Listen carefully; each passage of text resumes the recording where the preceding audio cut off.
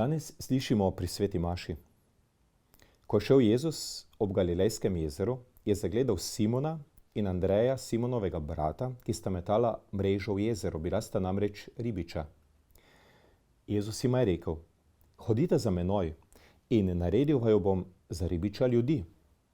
Takoj sta pustila mreže in šla za njim. Ko Jezus je začel učiti, izbral si prve učence in najprej se njegova je dobrota izlila na dva revna ribiča. Tole pesmico smo že tolikokrat zapeli z našimi otroki in mladimi, da se mi je kar sama pričela peti, ko sem slišal današnji evangelij. A ni to zanimivo, da Jezus svoje učence poišče kar med ribiči ob jezeru? Po moje bi bilo bolj praktično, če bi šel Jezus v Jeruzalem, recimo v tempelj, kjer so bili številni učenjaki, ki so odlično poznali svetopismo in Mojzesove postave in Božje zapovedi.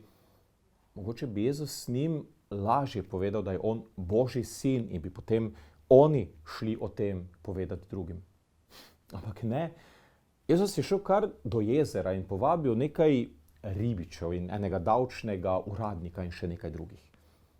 In to je v bistvu krasno, ker nam je Jezus že čisto na začetku pokazal, da biti njegov učenec ni poslanstvo samo za neke izbrane posameznike, ampak smo med Jezusovimi učenci dobrodošli prav vsi.